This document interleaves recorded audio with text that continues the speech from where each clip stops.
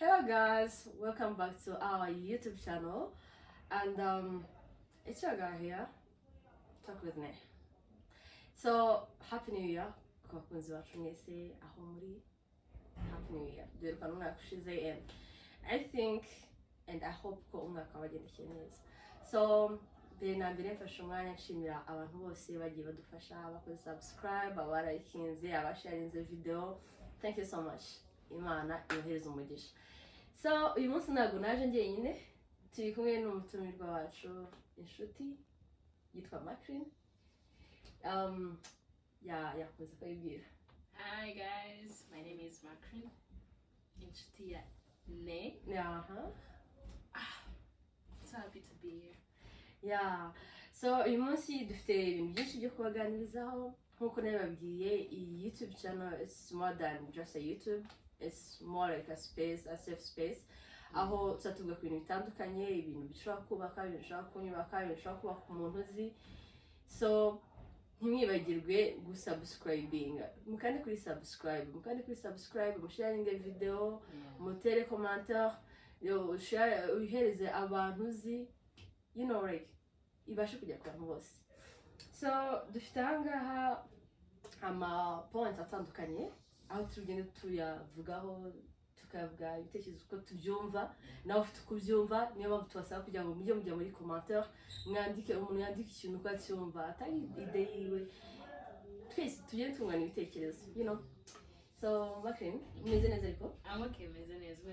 Yeah, you look nice. Aww. You smell nice. Thank you so much. Yeah. Did you hear that? That's very nice. Anyways, so let's go. Urabanza ndabanza? No, Baband. Oh, okay. Oh, looks like a frog. I'm a fan. Things we are unlearning as women. Things we are unlearning as women. Wow, that's deep. That's so deep. I know, it's so deep. Yeah. So I think buri muntu wese afite ukuntu abyumva. Hari ibintu uba uri kwiga cyangwa se uri kugerageza guhindura, the behaviors, the attitudes, bitewe. So twe hano twabonyeho po eshatu ari tugiye kuvugaho. Ndavuga ko byumva ufite icyo uri bumusoro cyangwa se ubunyunganireho. So icyambere, it's people pleasing. That's bad. What do you think about that? It's really bad. I think mu bintu, as the question said, things we are unlearning as women, people pleasing. Ubwo usanga umuntu, umukobwa, mushiti wanjye cyangwa se uko mbona hanze, you know, ari gukora ibintu kugira ngo abone attention, not because of abikunze cyangwa se it makes her think like, you know, it's making her feel like her, like her real her. Ariko akabikora kubera ko, you know, people babibona babikunda, not because she likes it, because, you know, even hips and hips. Okay, yeah. Another thing I can add on that is I think people pleasing sometimes leading a quick depression. Yeah, right. Because if you want to please people and then they're not giving you the attention you want, the attention you are looking for, that's when you find yourself being depressed, being down. Sometimes you feel running. It's not that people are hating on you or what, but I think as girls, as women, we have to choose to do what we love. I know. To choose to do what gives us peace, instead of doing something that just to make other people happy. I know. Because at the end of the day, it's just you. It's just you. You just don't you. need validation from others. Exactly. But from you, your real self. So another thing is about comparing yourself to others. Oh, yeah. I think this comparing yourself to others, it can go with the people pleasing. Because it's where you find people, but let's say, and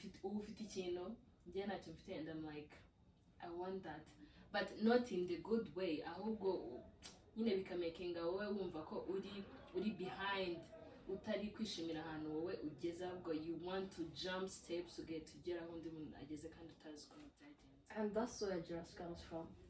Yeah, ugasanga uri kwimvahinga umuntu. Okay, I don't know if that's how they say it, but jealous. Yeah, jealous. Yeah, I have heard that people do steal partners. Yeah, they do. Yeah, just because like Ladies in Kigali. like some of us women we have a lot. Yeah. I can tell you, I tell you how I'm being treated, blah blah blah, and you don't even know if I'm lying. Yeah. You don't know if I'm telling the truth. Sometimes like, do you partner one was but just because I'm telling you, you want to see my partner. Kuko wumva ko ibyo bintu afite nawe urabishaka. You want that. Ahubwo atari uko ukeneye nyine ubikuye ku muntu ahubwo wowe ushaka guhita ubona ibyo mugenzi wawe afite. That's bad. So dear girls, love what you have. Choose yourself. Love yourself. Because for me, I think like the more you love yourself, the more you put yourself in bere. Bigufasha no kwiyumva. Kwikunda. I think kwikunda. Yeah, kwikunda. Because ntabwo njye nzaguriza inshuti ihaye. When it comes to love, choose yourself. Love yourself. And be patient. Niba ikintu utagifite right now, your time will come. I know. Ube content y'ibintu ufite at the moment. Ahubwo ukorere kugira ibyo ushaka ko abandi bafite. Not because ushaka guhita uhagera ku kanya. No. You don't have to compare yourself. You have to be content with what you have. Ibindi bizaza mu gihe cyanyacyo. No, wow, I like you. Anyways, it's your time. Okay, let's see what we got. Okay. Wow. This says stop abandoning. Did they say abandoning? Yeah, abandoning. Okay. Yourself to please others. I think it's kind of the same with that one. And the point that we are going to talk about is choose yourself even if it feels uncomfortable at first. So what do you think? So choose yourself even if it feels uncomfortable at first. Yeah. I think that's what we're talking about, like self-love. Yeah. To love yourself even if it feels hard, even if it feels heavier. You know, like for me, I can't lie. As some days I feel lonely. I feel lonely, I feel down. And one thing that really helps is to remind yourself who you are. Yeah. To remind yourself that you deserve the love you give others. Yeah. Stop giving others love. Ngo utegereze ko bazaruguhereza. Like banza wowe wihereho. Kuko ntabwo watanga ibyo udafite, right? Kandi wihereza ibyiza kurenza uko wihereza abandi bantu. Yeah. Here I'm talking about being selfish. But be selfish in a positive way. In a good way. In a good way. Ntabwo tuvuze ngo kuba selfish ugende ugira undi muntu usitaza, umubwire nabi, umugire iki, body shaming. Ariko ibwire amagambo ubwira abandi bantu. Be kind to yourself. Be kind to yourself. In the morning, before you go to work, before you do anything, if you, let's say if you go to brush your teeth, look in the mirror, face your fear. Yeah. We yibutse amagambo meza. Wibwire ko uhagije. You are enough. Yeah.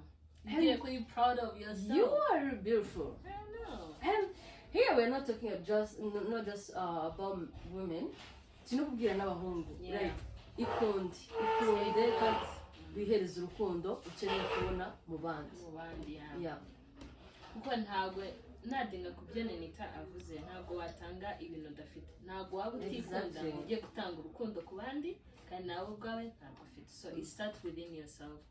So nubwo byaba bigoye, always choose yourself. Wishyire imbere before you say yes to others. We wumva ibyo kintu nyine mu mutima wawe utari, uri gushidikanya. Don't do that to please others. Say what you're comfortable with, Yeah. And remember to pray.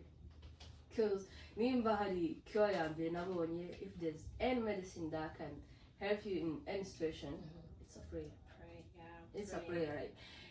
Whether you are a girl, whether you are a guy, umuntu wese udukurikiye nta kintu kivura nk'isengesho. Nta nshuti ya mbere ibaho nk'isengesho. Jesus, I don't even know how to explain this, but when it comes to choose yourself, pray about it.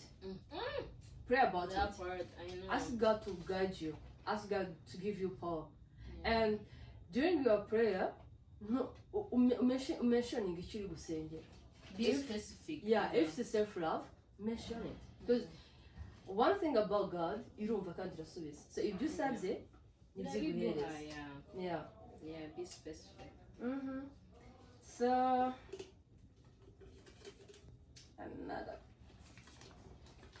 What do we got? Here I have changes that made us emotional.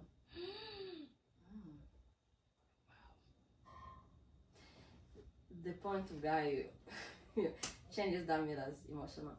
So I have got like moments that changed you. Do you have any moment that changed you?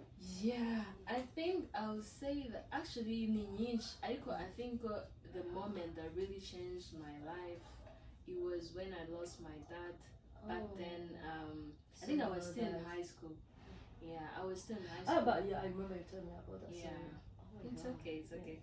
Yeah, that really changed me because uva kugira abantu babiri ababyeyi bombi and then the next thing you know ufite umubyeyi umwe ibintu byinshi birahinduka mu rugo nawe ubwawe ugahinduka nyine kubyakira biragora. So I would say that that's the thing that changed me, the moment that changed me for real.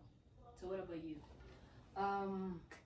For me, I think I have a lot of moments, but I'll say 2023 because well, I will start with 2021 because 2021 quite to me confused to say like so young sons in the Kibana, like it was hard. Yeah. It was hard and we didn't have hope because back without to get out 2 weeks, but we were constantly pushing up. But aho navuga byahindukiye cyane it was in 2023 because that's when I lost my job. Yeah. I lost my job and I kinda lost friends, a lot of friends. But I think that was the moment I chose myself over everything. Everything. That was the moment, if I may say, nahisemo kujya kuri ibintu byose. Because I remember very well, I ghosted everyone for a whole year. See, take notes. Yeah. Put yourself first. I ghosted. It wasn't even about choosing myself because I didn't know by the time that's what I wanted. I just wanted to be away. I just wanted to go away because I was kind of losing myself. So by then, navuye kuri social media. Yeah, I remember. I think Yeah. I think 2020. 20? 2024. No, 2022. 2022. Yeah. 2022. So mva naho telefone mva ku social media iki but that was the moment nabonyemo nigiyemo kwikunda. Yeah. Because before that I was depressed to the point ntabasha gufacinga myself in the mirror. Yeah, Wow. that's the point I was in. Yeah. But during the moment ndibuka ko gift ni promisinze as in like when you say like, I'm having an anniversary hari gift nshaka ni promisinze kwigura miroir kandi miroir ndende ways. So I think that's the moment that changed me and it took me back kugira usana n'Imana nongeye kujya kwiga gusenga nongeye kujya kwiga kumenya ko mbere yo kwikahira umuntu wari wese mbere yo gusaba umuntu wari wese ubufasha have to run to God. Because I remember the 2025 nko mu kwezi kwa kabiri though this time napfukamye imbere y'igitanda cyane I cried to God. I was praying, just begging God to be my best friend. Wow. Yeah, seriously, I was begging God to be my best friend because I was like, I'm done with this. I'm done. What did you just ngerageza and but then it was nabyo bitangiye kongera kuba nabi ntangiye kongera kumva mbaye depressed mukono. But I begged God. I was like, God, I want you to be my best friend. I want you to be my friend. That's all I want. And if I might be honest, God gave me what I wanted. Because after that, I spent the whole year with peace. I don't even know how to explain that. Because sometimes people used to ask me, friends used to ask me, how do you do that? Why do you always laugh? What? And I would be like, I don't know. I just have God. And I think that was all I needed. So that was the moment navuga yitize imbere mu bintu They will change it. Yeah. Wow, that's deep. So another point is things that surprised you about adulthood. Oh wow. It's a lot. I think dealing with everything by myself. You know, I have to. Okay, you teach. I have to pay. Even just say it's on me. I don't have to depend on my mom or anyone else. Could just you know. So that was life changing. Also, I remember one thing about adulthood. New telecom messages, it doesn't matter. Tomorrow you have to go to work. I know. I'm not feeling good. You have to go. Not forgetting the people who want you to be there for them without realizing that you are not having anyone. I know. Because whether you're down, whether you're happy, whether you're not, they want you to be. You have to show up for them. Yeah. So I think for me, adulthood, because I'm the firstborn. I'm the firstborn. So there's this song by the way about adulthood in scam. You know the song? It is a scam. The song. It is a scam. Yeah, I used to tell myself like when I get old, I will have money, I will have everything I want, you know. But I think adulthood means having nothing. Yeah, that part. You work, you spend, you stay broke. You keep working. I don't like. Unugukorera kwishyura abandi. You never have anything for yourself. Yeah. And the way it's so hard for you to convince people that you are down or you don't have. It's money. So crazy because for me, the reason I mentioned that I'm a firstborn. Correct. I have siblings. They always calls me just to ask. Just to ask, and if I say no, I feel guilty. Yeah, because I feel like it's my responsibility to help them. You feel like you're failing them, and that's why I be like, gukura bisobanuye kwibura. That makes sense. No, that makes sense. Ariko, we are grateful anyway. Yeah, very grateful. Very grateful. And another thing about adulthood, ndakeka ni kimwe mu bintu byiza nubwo ari kibi ariko ni kimwe mu bintu byiza bituba because nta muntu yifuza kuguma ahantu hamwe.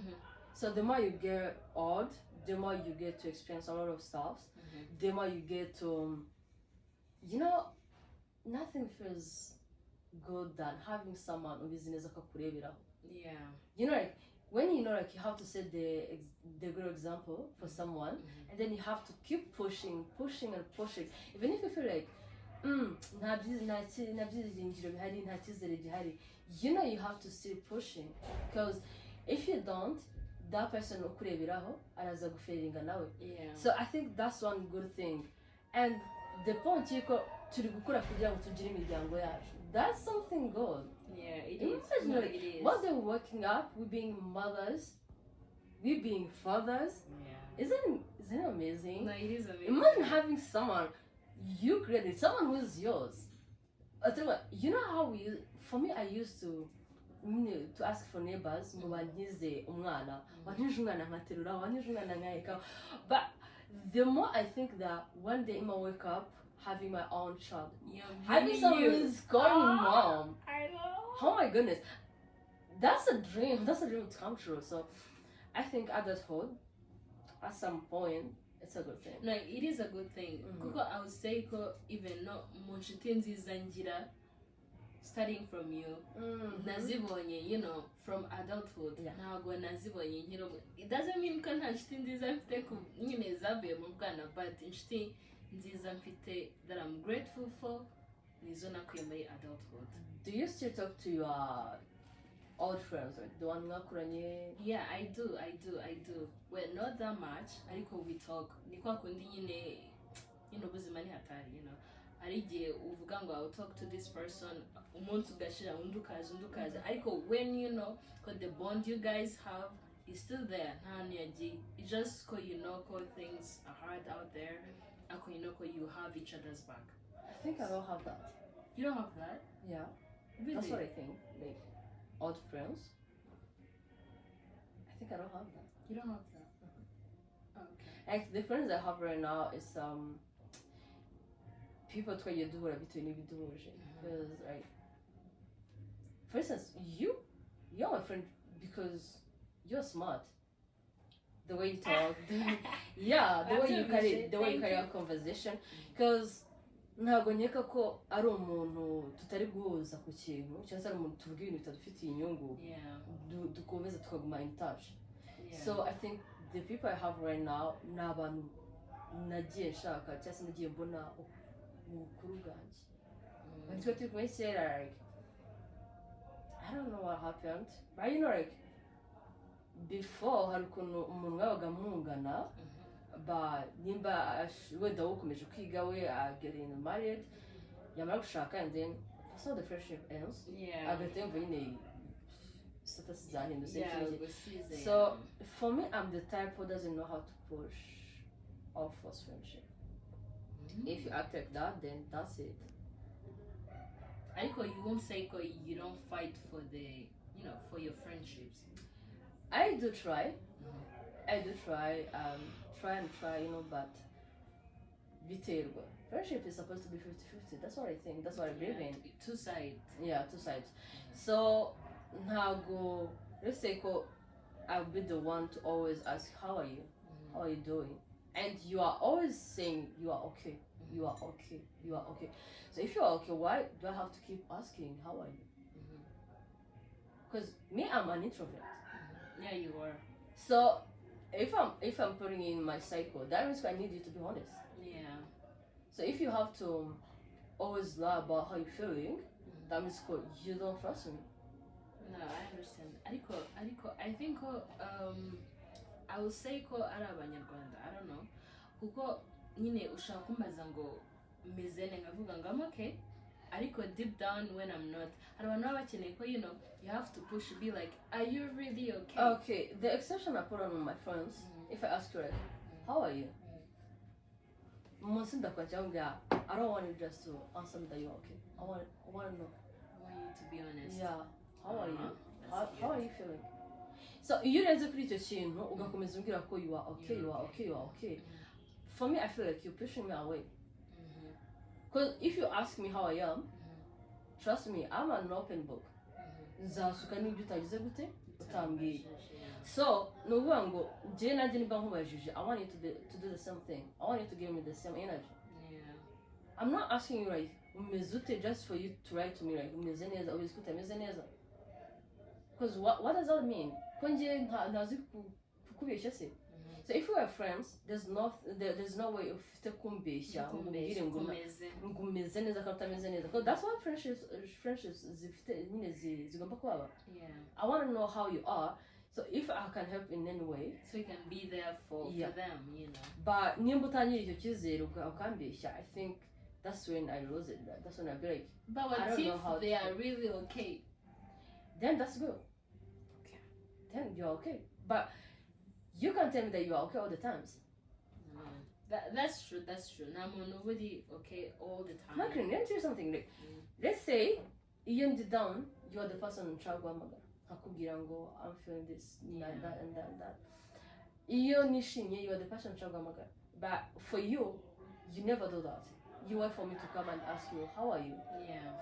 And even if I tried to ask you, how are you, you tell me that you're okay. What do you want me to do? Yeah, like you said, we are all going through a lot. We are all trying. So try that's what I think.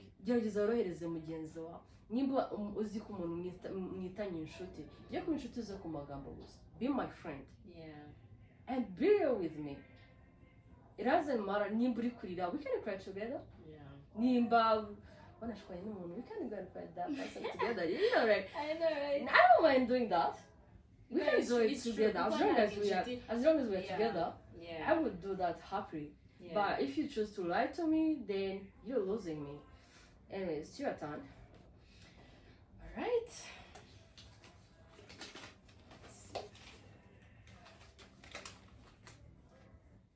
Okay. This says do things that make you feel like you again.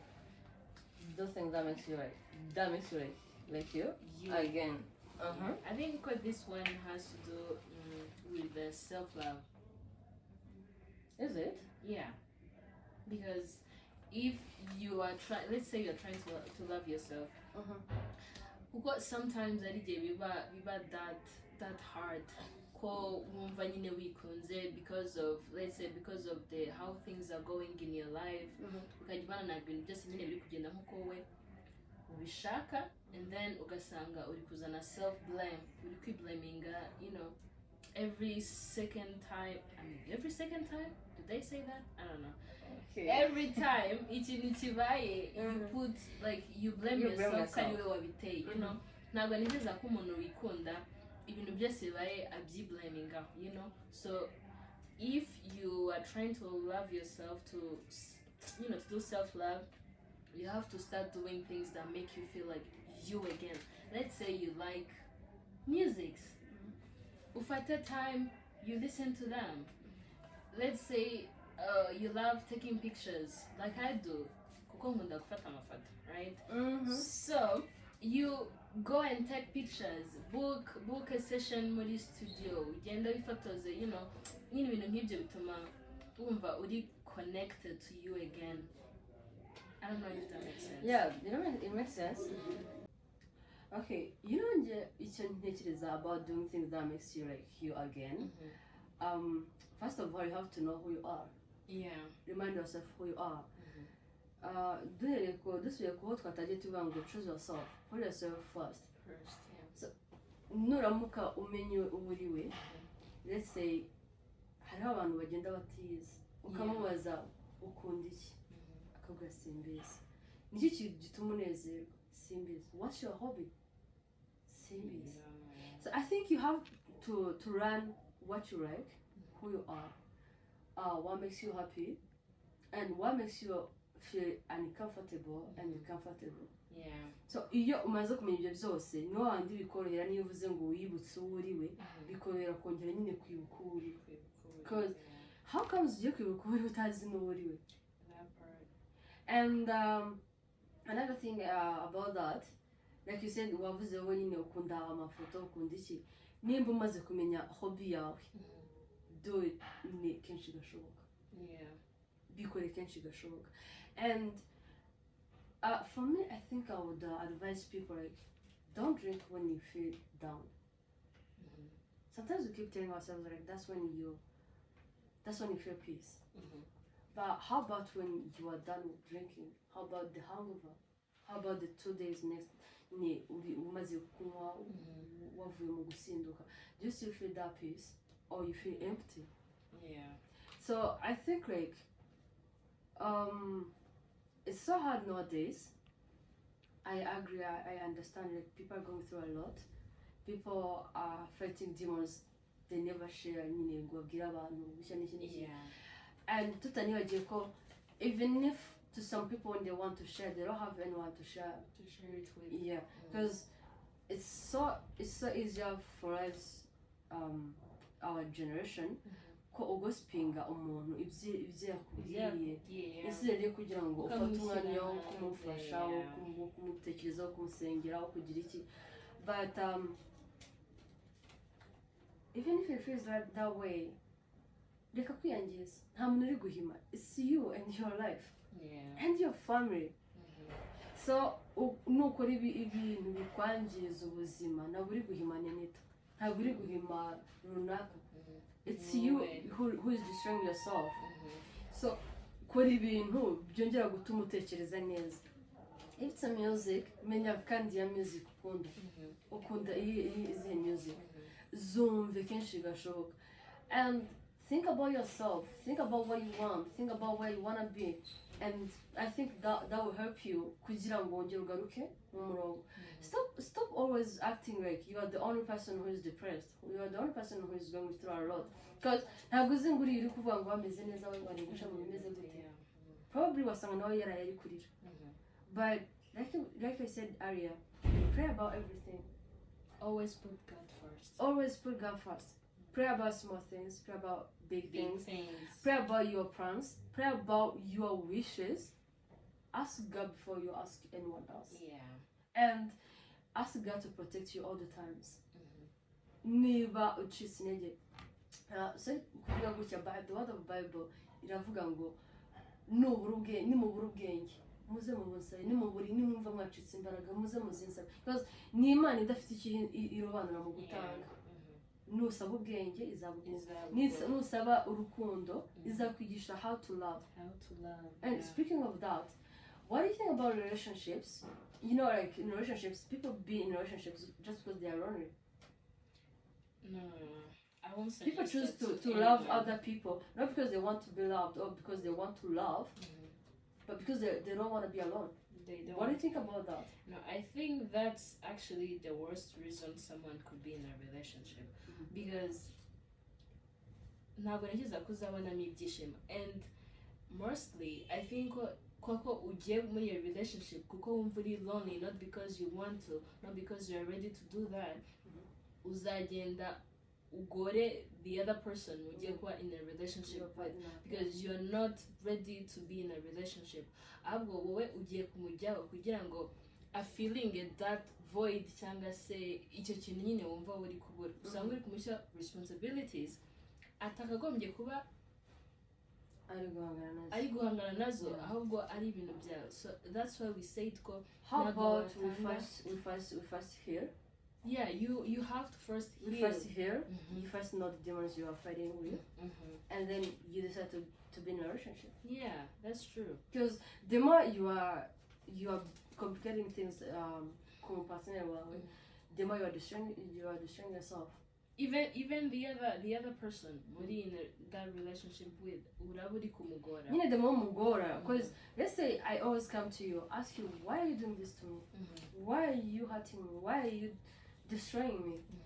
So I don't think uramusura umuntu ufite umutima nama ko ibyo bintu bitakwangiza. Yeah, that's so true. I'm not blaming you for not wanting to be alone, but I'm blaming you for knowing that you are not ready for a relationship, and yet you join that relationship. I know.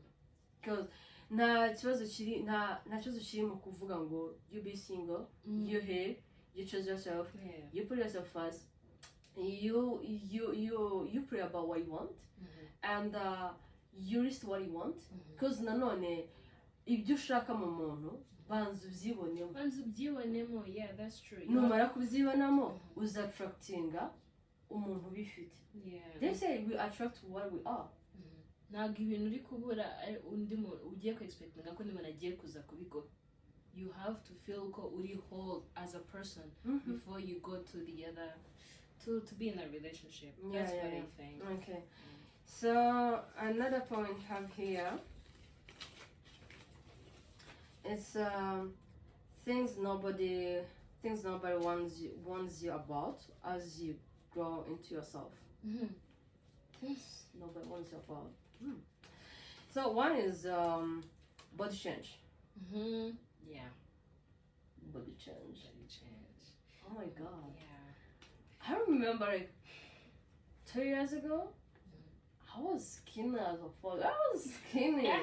I remember. Yeah, I was skinny. I know. Me and Bada was lifting 48.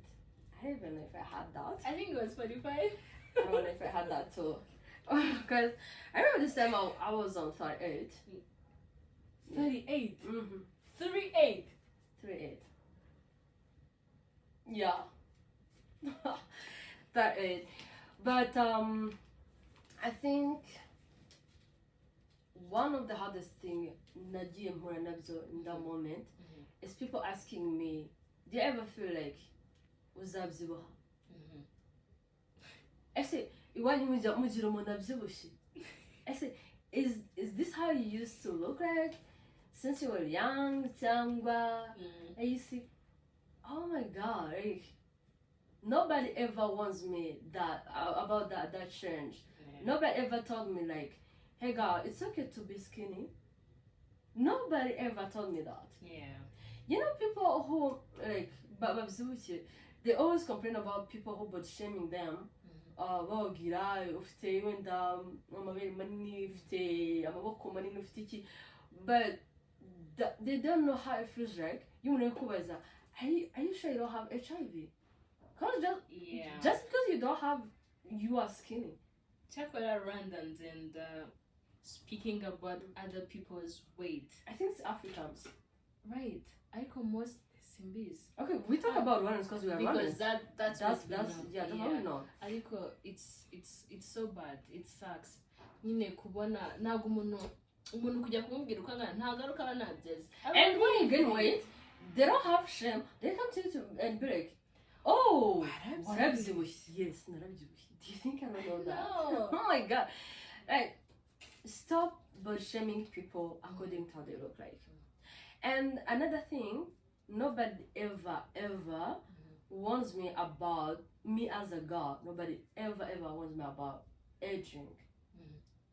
Because the more you age, of course, the more your body changes. No, hey.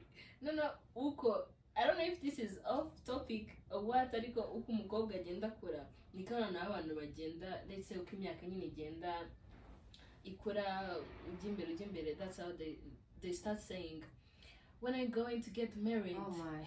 When are you going to do that? When are you going to, like, really?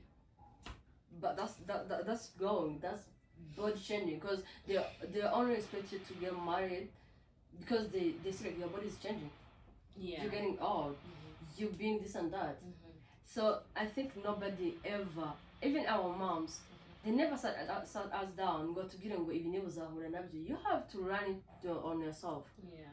Ntabwo bajya batubwira ngo tubwire ngo ibi nibi, like umunsi umwe uzakura usanga ufite amaribori umubiri wose. They never tell us about that. Yeah. So I think hari ibintu nkeka ko for white people bafite twe we Rwandans or we Africans tubasha experiencing, because in white people they get they teach their children about sex. And for us, we Africans, we never talk about sex life because that's a shame. Yeah. Like you have to figure that out yourself. And I think that's when like abana batoya, young generations, usanga na kuri Kionza ashaka ku experiencing ikintu umuntu w'imyaka 29 afite already ari gukora. Yeah. And somehow ntabonyeka ko ari kosa ry'umwana 100%. But again, nubwo atari kosa ry'umwana 100%, ariko ntabwo nabishira ku mubyeyi kuko it's not like 100% fault y'umubyeyi kubera ko nimba umwana ari 15 sibyo ntago akuze cyane yego, ariko you know how to make some decisions, you know, bitewe wenda na how do they say it, imico mu rugo bagutoje, you know, hari ibintu nyine uba wumva utagomba gukora kuko you feel like, and you forgetting that some kids bakura nta muntu bari, yeah. Because what if you're growing up in a house, your mama wakes up in the morning, akagenda akajya mu gushaka imibereho, you stay there maybe n'umukozi, or probably nta n'umukozi mufite ari kugusiga ngo akajya gukina n'abana bo muri quartier, and then murongera muri mu rugo nimugoroba. Do you think umwana azabona umwanya wo kuvuga ngo hari manners yakuye mu rugo cyangwa se kubera ko kurerwa n'umukozi, don't take me in the wrong way, ariko kurerwa n'umukozi I don't think ko ugira nyine uburere wakagombye kuba warabonye ku mubyeyi, ko umubyeyi abakenewe, you know, abakenewe kugira atange basic manners. Without saying here ko ntabwo tuvuga ko ababyeyi kugira gukora ari bibi, mufite gukora mugashakira abana banyu imibereho, ariko fata iminota 30 cyangwa isaha imwe wiharira umwana wawe. Yeah. Mwibuke kuvugisha abana banyu, mwibuke kuganiriza abana banyu. Nutarera umwana wawe ntabwo azarerwa n'umuhanda. Rero umwana wawe umutoza inzira ushaka ko agira gute agenderamo. I think those type of trauma niyo dukurana, and sometimes ugasanga umwana afite nka 20 ariko ukibaza igikomere ufite wagikuye he. Niyo have peer pressure gushaka kugira ibyo runaka afite, because nta muntu ugeze amwigisha ko it's okay to not have things, to not have everything you want. Yeah. So they grow up, bakisanga bageze muri interna, ahari kwigana n'abantu bafite ibintu zose. Nanubwo turi mu isi ya digital, aho bizoroshye umwana wa 12 ariko afite telefone iphone imeze neza so ugasanga uwa 16 ari gufilinga guilt, how comes I don't have this? Ugasanga atangiye kujya kubishakira mu nzira muri shortcut. So I think like as a parent, please take your time, even if it could be 1 hour or 2 hours. Uganiriza umwana, umenye ngo umwana wakunda iki, umwana wawe akeneye iki, kandi nawe mutoza kumbwira nta kintu bitwaye kutagira ibintu byose ushaka. It's okay. And some kids bafite ibintu byose, they grow up in rich families, but because they never have time cyangwa se chances zo kwicarana n'ababyeyi ngo babaganirize, they also doesn't know how to be satisfied with what they have. And somehow you be wondering like, I don't have that and that, ariko ni gute umuntu abifite yari kwitwara kuriya. You know why? Jye ni mpamvu mbreminga ababyeyi, ntabwo umwana wawe akeneye ibintu biri materialistic gusa, akeneye n'inama zawe, akeneye urukundo rwawe, mukunda urukundo nyeka ko ari ikintu cya mbere, mukunda abana banyu, mukunde aba siblings banyu. Ikindi, what do you think about like, you know when you have friends wenda gukora ikintu kibi iki, do you think it's okay for you to go ahead ukamubwiza ukuri ukamubwira this is not good, this is not okay, what you're doing it's not right? Oh, kubera ko wabizi ko ari bukurakarire, for you can just back off. Nta kintu kwivamo bivemo, nta kintu kwivamo. Because this one friend I have it's an old friend, iteka yajyaga akunda kumbwira ngo ibintu ndi muntu ari gukora it's none of my business. Nimba uri gukora ibintu nyine biri bizarre, nimba biri kugusebya n'iki, that's so you right. What do you think about that? Yeah, honestly I think nimba uri inshuti yanjye, nkubara nk'inshuti yanjye, wowe ugakora ikintu mbona atari cyiza, ndaza nkabikubwira, kubera ko ntabwo nifuza ko inshuti yanjye nyine ijya mu bintu bibi kandi mbibona. Nicyo inshuti zibera nk'ibyo twavugaga kare. Nimba umuntu ari inshuti yawe, you have to have each other's back, you have to look out for each other.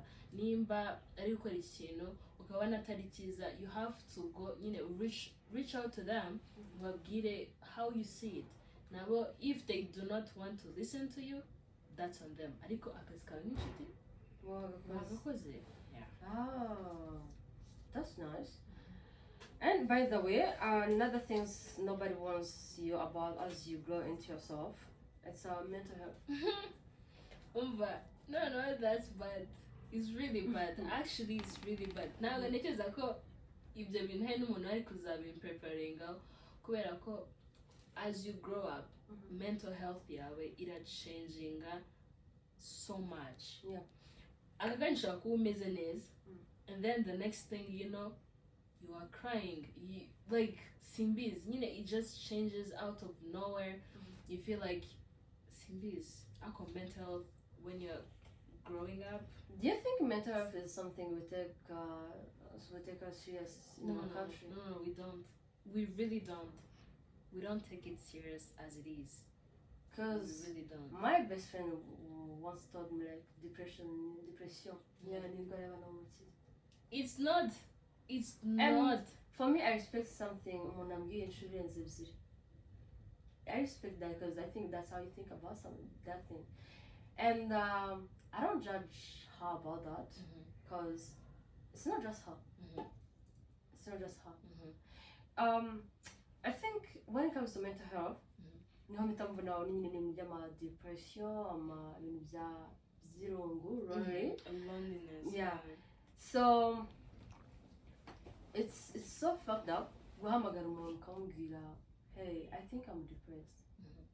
Because it's not. They never understand you, and I think in our generation we don't know how to understand. We don't know how to listen. Yeah. We only understand to talk back, but we never understand just to listen for listening. I don't know if you get my point. No, I understand. I get it.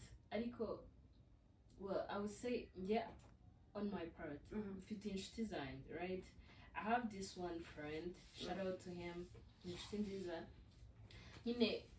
Whenever I'm feeling bad, Changas I'm feeling down, anyhow, I reach out to him. This is how I'm feeling, And I can't he knows how to comfort you. Yes. Oh. He listened. I can't. Okay, even that friend of mine, that best friend of mine, she doesn't believe in depression things, but I just know for 100% that if I ever run to her and I'm crying, she always sit down there, listening to me, comforting me. It's just that she doesn't understand the term depression. She doesn't understand how I am supposed to be depressed. Like, for her, I think like it's okay for me to be down, but it's not okay for me to be depressed. Yeah. So I don't know. You know, like for Queen of Hanze, they take it serious. I no one was shown about therapists, but for us, you feel ashamed even if when you start to think about joining therapy stuff. You know, like, feel like I don't know if it's a good thing, but I think depression yaturuka mu bintu bitandukanye. Depression yaturuka mu nshuti zawe, depression yaturuka mu kazi, depression yaturuka uko wakuze, depression yaturuka aho wiga muri relationship urimo. So I think if you ever feel down, dufite ibigo hano nga mu Rwanda byinshi bifasha abantu bafite ibibazo nk'ibyo ngibyo. Dufite ibigo, dufite aba specialist. Feel free to join them, feel free to ask for help. Kwicara ngo wumve nyine ko ni ikibazo wacinga amabere. I was going to say that. Yeah, and it feels funny though, wacinga amabere. So nuramuka wumva ko utameze neza, either fata umwe mu nshuti zawe wizeye, talk to that person. Ariko niba utizeye kuba zakipinga secrets zawe, because for me niba ari ikintu cya mbere nzi neza ko cyambabaza, nuko nazakubwira ibyanjye ukagenda ukabivuga. Yeah, me too. Because I don't feel betrayed. So nimba wunda afite umuntu, and it's not even okay to talk to strangers. It is. Ariko since ko mu Rwanda ibintu babikora to talk to strangers. Ariko why not? Ku bantu batabizi je na Macron, this is the first time duhuye, right? And we used to talk. We used to have deep talks. Yeah, deep. And you didn't know me. Yeah. And I didn't know her. But it's okay, it's totally fine to talk to a stranger. You are like a stranger to me. Yeah, but the energy monaguereza, the way you talk, if you see that person can carry the conversation in a good way, why not utamufungukira instead of kujya kubwira umuntu ujye ukiza muri quartier ese abandi bantu muziranye, why can't you talk to someone ubona ko ari capable kukumva? Yeah, that's so right. That's what I mean when I'm saying like talk to a stranger. Cyangwa se nibikorohera, you go to therapy. Yeah, you can even pray about it. Yeah, you can pray about it. Okay, at fresh. some point, I believe when to some people when they're down, really down, they don't know how to pray. But by the way, talking about prayers, no kuba wagenda ugapfukama imbere y'Imana ntuvuge ikintu na kimwe, you ugafungura umutima ukarira gusa, that's a prayer. That's a prayer, and I think that's one of the prayers Imana itagirengagiza. Isengesho ry'amarira, isengesho ry'umutima umenetse. Because that's what the Bible says. Muzane imitima imenetse. Yeah. Muze muvomere ku mariba. Atagira gute. Mariba. Iriba rimara inyota. Yeah, Yesu yavuze ngo baze abarishe n'abaremerewe bose baze bamusange. Kuko niwe riba rimara inyota. So if you feel down, if you ever feel down, if you ever feel like you don't know what to do, uzajoining isengesho. Ubwo twavuze uvugisha inshuti, uvugisha stranger, or joining a therapy, cyangwa se ariko gusenga byakabaye ibyambere. Bibi byambere. You have to pray about it. Ariko muri cya gihe umva ko udashoboye gusenga, you can join the people, you talk to people. Nta muntu wishimira kubura umuntu wiwe. No. So instead of you going ahead ukiyahura cyangwa ukagira iki, please talk to people. Yeah. Talk to people. Kabisa. Okay, I think it's my turn. Okay. This one says what self-love actually looks like. Oh. Not Instagram version. Oh. Alright. Dufite points ebyiri. This one says sitting with uncomfortable emotions instead of numbing them. Numbing them. Yes. I think that this one has to do with what we said, earlier about self-love. Like you have to. Actually, birebera ku buzima bw'umuntu bw'umustar. literally stop wanting to live like Rihanna, because you don't know what she's going through. Baho ubuzima bwawe. Self love ntabwo kuba tuvuge ufite umurongo model runaka kubera ko umubona kuri kamera ameze neza doesn't mean ko they are okay, doesn't mean ko they choose themselves. So nituvuga kwikunda kandi no gukunda abandi bantu, bakunda urukundo ubona muri film. Kunda abantu urukundo rwawe ufite, kandi urwo rukundo rwawe bakunda ni rwo rukundo nawe uri bwikunde. Ntukunda abantu urukundo ubona Miss wacu Naomi afite kuri Instagram. Nawe yikorera ibabwiye, yaravuze ngo ajya yereka abantu ibyo washaka kubabona. So if you wanna be you, if you wanna live ubuzima umeze neza, ikunda urukundo rwa nyarwo, wikunda urukundo rw'ikinyoma, because you are deceiving yourself by loving yourself the way ubona abandi bantu bikunzemo, but you're not even sure niba abo bantu koko bageze gute bikunze. So wishaka kugerageza kuba runaka, bawe wa nyawe kabisa. Ikindi wirinde kujya gukopera copying. Ntabwo ibintu bibereye biriya cyangwa se bikwiriye ariyo bizabukira. And I think sometimes we people we forget that umugisha wawe ntabwo ari umugisha wanjye. Twese dufite imigisha itandukanye kandi imigisha yacu ntabwo iza muri packages imwe. So icyo njye navuga, wishaka kubaho ubuzima uriya wundi ari kubaho. I saw this one friend of mine once, yakoze ikiganiro, and she was talking about we girls how nyine dushaka ubuzima soft life. Turashaka gutetana n'abantu bakiri batoya, but want them to have things. Tuvuga umuntu afite 22, dushaka agira ibintu nk'ibyo umuntu ufite 60. So she was talking about it. Na papa ubwe ntabwo abifite. How comes ushaka umwana w'umuhungu muri kumwe abigira? And for men too, for boys, wishaka ko umukobwa uri gukunda amera nka Kadibi. Imyaka ntabwo ingana, ntabwo turuka ahantu hamwe, ntabwo bafite source income zimeze kimwe. So wishaka gukunda umwana w'umukobwa ngo umukunda afite imisatsi nk'iya Nicki Minaj, ateye nka Nicki Minaj, avuga nka Nicki Minaj. Nimba njye na Nicki Minaj tutaragiye ku ishuri rimwe, how comes you want me to pronounce nyine kugira fluent English imeze nk'iya Nicki Minaj? Ikindi ibyo bintu uri kunsaba, do you have it? Do you? Nubwo waba ubifite se? Why? So I think reka tureke kubaho ubuzima tubona kuri social media, tubeho ubuzima bwanyabwo, turi kwigira ikinyoma. Gotcha. Okay. Is there any point? Yeah, there is choosing distance from people you still love because access to you requires respect.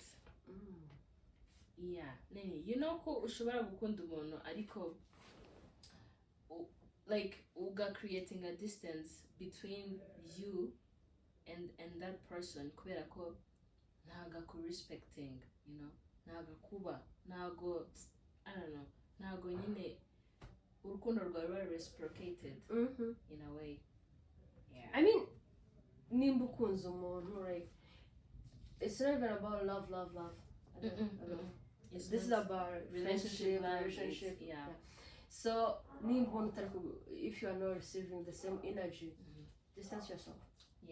If you're not being respected, kuko hari inshuti ushaka no kubona inshuti n'umuntu ariko atakuba kandi ukabibona. And you know that's a common thing nowadays. The friends you have, no one knows you. The people you trust the most are the ones who betrays you. So run to distance yourself. Learn to respect yourself, because impamvu people treating you with that disrespect is because you're not respecting yourself. Because if they're doing some bullshit for you and then you accept that, they will feel like it's okay, that's okay, to do that to you. So respect yourself and distance yourself. Kuko niwe yubaha, you're going to know when to create that distance. You're going to know what you deserve. Okay, I think here we have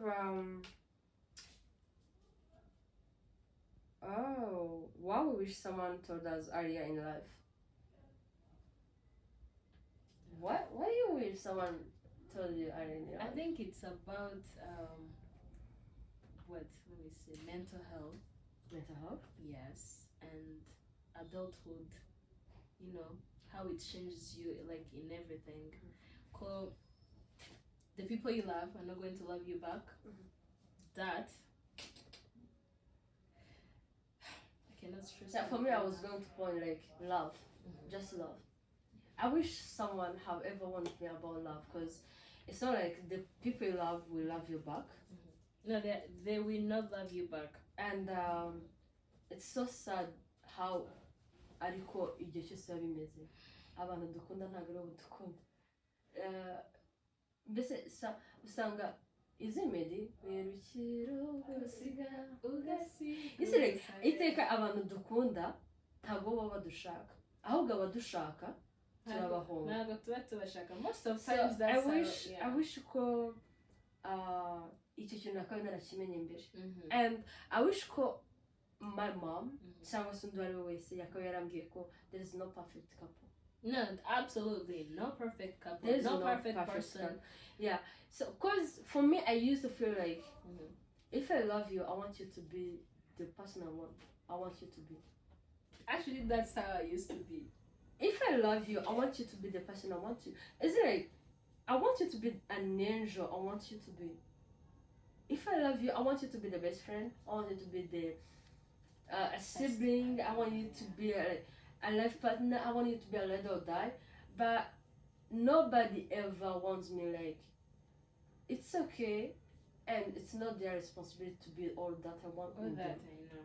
So I feel like yaba naringize amahirwe nkaba narabyigishijwe mbere, at least ntabwo nari kugenda mba disappointed, because the more I think about the past relationships nagiye ngira, the more I think ko hariho ibintu narakariraga aba partners banjye atari uko bakoze ikintu kirenze cyane, but I wasn't expected to see that in them, because I was expecting them to be the angels, to be perfect, to do everything in your way, and that can never happen. That can never happen. And another thing, I think we keep dreaming, we keep telling ourselves like marriage is like a little heaven. Well, I would say that it could be when you marry the right person. It doesn't mean that still it can't. That person is going to be this perfect. one day you're going to have a fight. Yeah, no, you will. So if this day comes and you have a fight, and you'll be like, oh my god, you are like others. Nta hantu mutandukanye n'abandi. So nari utandukanye nabo siyo ngo mutse dukoresha. But if we really had the chance yuko umuntu atubwira ko marriage is all about ups and downs. It's all about sacrificing your wants. Kugira ngo uhaze undi muntu. It's all about sacrificing who you are, who you want to be, just to make it happen. Kuba uri kumwe n'uwo muntu wundi. I think that would be easier. But nowadays, it's easier to get divorced because you feel like you are being betrayed. You married a perfect person, and now usanze wa muntu ntabwo ari perfect, but that's not marriage. I think marriage tuyifata ukuntu gutandukanye. Je pense ko iyo abantu dukuriye bagenda bagiza kuduherezaho nk'inama bakatubwira marriage ntabwo ari ubuki n'isukari, ahari ntabwo tukajya tuyirukankiramo tutazi ko turi tayari gushaka. So and shout out to ku bantu bakazi gakomera bagatinda kabisa. Kuda chapeau. I think I stand with the people who say marriage is like a little heaven. No, it doesn't mean you guys are not going to have fights or anything, but I think it's how you guys communicate, you know, when you are fighting, when the fight comes, you know, how you handle it. That's why they say marriage is like a little heaven, because you can marry the right person. Right person ntabwo avuze ko umuntu ari perfect. It means ko nyine he's, how do they say it, imperfect in the imperfections. How do they say perfect in the imperfections? I don't remember the saying. I don't know. Me too. I don't. It means that person is willing to try. You know, is willing to try to go extra mile. You guys mugaho. I think for me the right person is when umuntu ari willing yo gushira hasi ego na pride byiwe. Then you can for your happiness. Yeah. Kubera ko one thing about love, it's stop loving yourself and choose another person. Really? That's what I think. I will explain. You know, like if I'm single, igihe cyose nitekerezaho. But if I'm in a relationship, whatever I want to think about, it includes my partner. Yeah, you think about your partner. And I think about my partner more than I think about myself. Because if I see this, let's say if I see this period, one thing comes in my mind is like, is he going to love it? Is he going to like it? What if I do it and then it makes him sad? What if dushwanye kubera ko atabikunze? That's me forgetting what I want and choosing what he wants. Yeah. So icyo gihe nkeka ko iyo atari agahararo cyangwa atari urukundo rw'urwingingano, that's when niyo umupartner wanjye ankoshereje, I learn to forgive him quickly atari yanansa imbabazi kurenza uko nza kuvuga ngo ndafata umwanya murakariye. Okay, we girls will have to be mad because we are Always. girls. Yeah, we are girls. But one thing for sure, if a girl loves, when a woman loves, she loves for real. With all her heart. With all her heart. And nimba hari urukundo rwa mbere rubaho nkeka ko ruri pure ni urukundo rw'umugore. Oh. Yeah, I will tell you what, because umugore niwe mubyeyi, niwe uva mu mubyeyi. Nimba ari uva mu mubyeyi, that means we know how to love. We know how uko twaguyaguye mu. You know, like for men, they don't even know ukuntu binginga. They all think like it's always about money. If I give you money, you're supposed to be good. But as we women, tubika inzika. Uyu munsi ushobora kunkosereza, and then ntunsaba imbabazi ukampaye amafaranga nkayakira, because we love money. Nkayakira, and after a month, nkongera nkagarura cya kintu twashwaniye. Kuko ariko wongeye ukagikora. Most of the time time utagikora. Tutagikora. Abakobwa ntabwo tuzi kubabarira, igitsina gore ntabwo tuzi kubabarira. I think yeah, we don't know. But when they say sorry to us, turababarira. Ariko ku mugabo mushaka gushwana mu gitondo, and then akirirwa hariya akabyirengagiza kumugura akazabiritse kandi akababiritse bya nyabyo. That's the difference. Yeah. So the more they forget easier, I think the more it's so hard for them to know how to love deeply. That's what I think. That's what I believe in. Because is there a Bible is umugani w'umunyarwanda usanzwe ukurusha umugore mwiza abakurusha urugo. That is correct. Umugore ni fondation y'urugo, ni fondation ya couple, ni fondation y'ibintu byose. So I think when it comes to love, women are regents. That's what I believe in. Allegiance. Let me ask you something. Have you ever found yourself in a situation where you have to cut off a family member? No. A family member? Or you are the type of woman who blood is thicker than what? Is it? It's thicker than water? Like, no matter what a family member can do, you can still forgive them. No, that's not how it is, because I don't forgive easily. I really don't. Ariko ntago ndajya muri situation yo kuvuga nyine ngo I'm going to cut off my family member just because they did something. Ntago ndajya kuri iyo level. Ntago actually ndaba muri situation. If it ever happens to you, do you think you can give up on your family member for well, your I think it would depend. peace? I think it would depend on the family member that we're talking about. What if it's your mom? No. Your dad? No. My dad is no longer here. Remember? Yeah. No, we're imagining. No, we're imagining. No. What if it's your sibling? No. I can never cut off my siblings. So that means correct. Blood is thicker than water. Yeah, I think so. I think so, because I can never cut off my siblings. I love them to death. Oh my god. Yeah. Even my mom. That's weird. Yeah. I never happened to you. I cannot even imagine my life without them. So yeah. Oh, that's so sweet. Before we end this conversation, do you have anything you want to ask me? Okay, I would say that it's not like actually a question. It's just that I'm so proud of you that you so did much. this, right? And you guys go subscribe, share, like, comment, like everything. Please. As she said, this is a safe space. Yeah. Yeah, she will And be talking about. If anyone feels like they have anything to share with other people, feel free. Like you can just text it in the comment, or you can text me on Instagram. It's Nenita Sierra. Or maybe on Snapchat, Nenita Sierra, TikTok, Nenita Sierra. So feel free to, if ever feel like hari ikintu ufite wasangiza abandi bantu, hari testimony ufite wahereza abandi bantu ikabafasha, feel free to join us on this YouTube channel. Because this is not just a YouTube channel. This is not, we are not just here to advertise. Or cyangwa se kuvuga ngo ibintu byo gusetsa abantu n'ikindi, we are not comedians. So please, if you ever feel like you have something to share with the other audience, feel free to join us. And please subscribe, comment, share, and like. Please. Everything. Thank you. Alright, thank you guys.